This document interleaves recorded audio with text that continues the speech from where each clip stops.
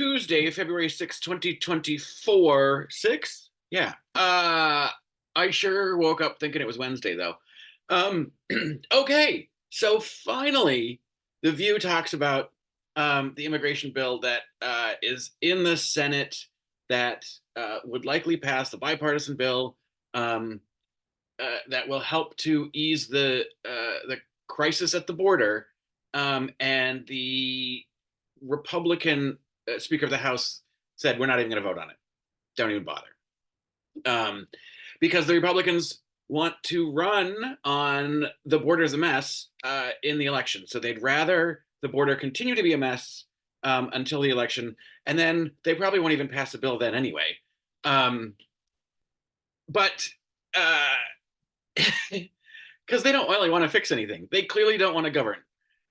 This isn't about doing what's best for the country or for the safety of the American people. It's just like it's all politics for them. And I know people can say, "Oh, that's true, both sides, blah blah blah." But there are actual people that are trying to get things done that will help, and it's always the Republicans who block that. Um, Blocked profit caps, blocked emergency baby food formula. Like they block anything that actually helps anybody. And what do they spend their time doing? Investigating Hunter Biden and the head of Homeland Security. They're they're going to vote on whether or not they should bring articles of impeachment against the director of Homeland Security, Mayorkas, I think his name is, um, for not doing his job when he literally is handing them a bill that is doing his job. He worked in the Senate and in Congress to try to and with the president to try to get that bill written, um, which does exactly what the Republicans wanted. We're not going to give any aid to anyone unless there's something done about the immigration crisis at the border. So handed to them, which is and a conservative version at that, and they're like, "Nah, we'll wait." Fuck them.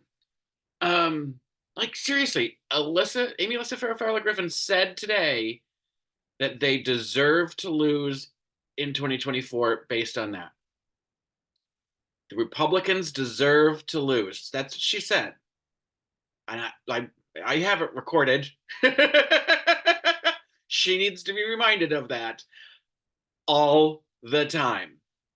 They need to lose based on this effort alone. But yet she can't bring herself to say we should vote for Joe Biden and we should support Joe Biden and nearly not go as far as Liz Cheney said that the both houses of Congress need to be controlled by Democrats. Don't let the Republicans control either um, side of the Capitol. So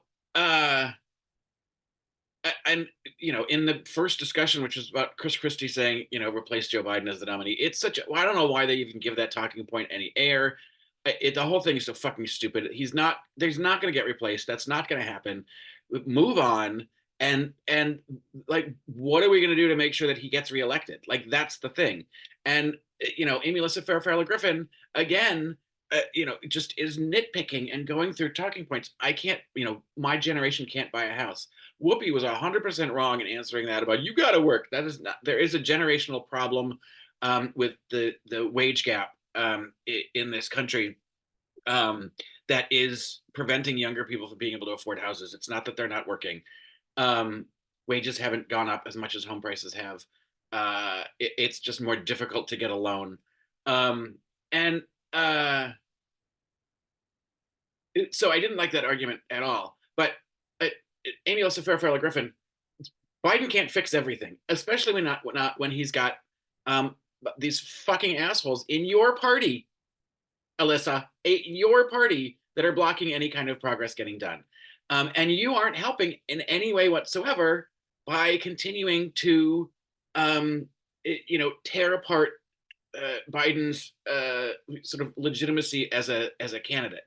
That's not helping. And I don't see how you can't say that. And I wish someone on that panel would have thrown her best friend, Cassidy Hutchinson, in her face to say, Cassidy has come out to say, vote for Joe Biden. Why can't she do the same? It's really irritating because you know, she's had to be an apologist for having to work for Donald Trump. If God forbid he whatever, I don't believe in God, but if for whatever reason Donald Trump then does somehow win this election, like legitimately win, not just steal it, um, then it, then again you have to be an apologist because um, you can't say he should never be president again, and then all you do is just tear apart the one person in the race that can beat him. And we have a long way to go. He may get indicted. The circuit courts said he can be prosecuted, which I'm sure he's going to appeal to the Supreme Court. God knows where that's going to go.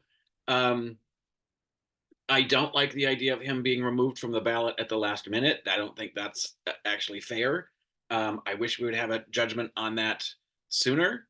Um, because at this point it's just not and and I wish that we would get some of these trials going. All this bullshit in Georgia is a distraction that's going on with Fannie Willis. That's annoying. um and fuck Merrick Garland for not doing something about January 6th sooner. I don't understand why it took him 2 years to come up with a special prosecutor and all that pressure that the House had to put on him. And where the fuck is the stolen documents case? Like that one's so clear. He took them, he hid them, they asked for them, he said I already gave them, then he still had them, and they went and retrieved them.